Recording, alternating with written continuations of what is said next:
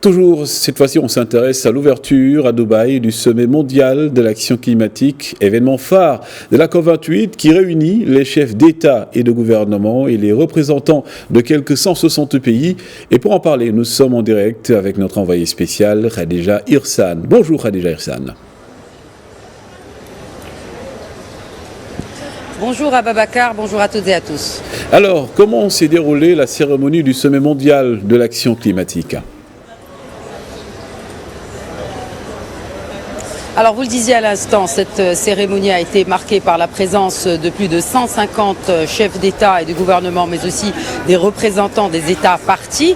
Le Royaume du Maroc et Sa Majesté le Roi Mohammed VI a été représenté par son Altesse Royale, vous le disiez à l'instant, la princesse Lalla Hasna. On rappellera que son Altesse Royale est très engagée en faveur de la cause climat et de la cause environnementale. Elle préside dans ce sens la Fondation Mohammed VI pour la protection de l'environnement. Elle est aussi marraine de l'Alliance de la décennie des Nations Unies pour les sciences océanographiques et océanique, au service du développement durable. Rappelons que les champs d'action de la Fondation Mohammed VI pour la protection de l'environnement vont des mers et océans à l'air, climat ou encore l'éducation au développement durable. Alors ce sommet des chefs d'État donc pour l'action climatique est une occasion pour mettre en avant les engagements mais aussi les actions concrètes qu'engage le Maroc sous le leadership du souverain pour la protection de la planète et pour la transition énergétique.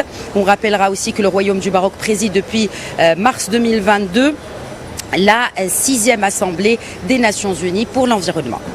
Alors déjà, pouvez-vous également nous parler des principales annonces qui ont été faites ? Alors effectivement, après l'annonce hier par le président de la COP 28 de ce fonds pertes et dommages, de l'activation, de l'opérationnalisation de ce fonds, et bien aujourd'hui le président de l'État des Émirats Arabes Unis, Cheikh Mohammed Ben Zayed Al Nahyan, a annoncé la création d'un fonds privé doté d'une enveloppe de 30 milliards de dollars initialement.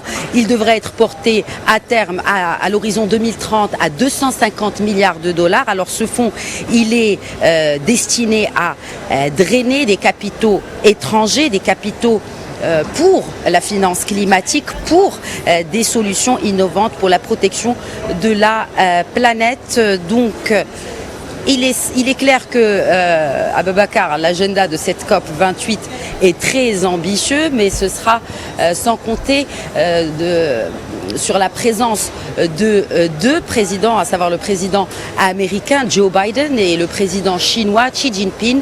Rappelons que les États-Unis et la Chine, à deux, représentent quelques 40% des émissions de gaz à effet de serre. Alors oui, l'agenda est important.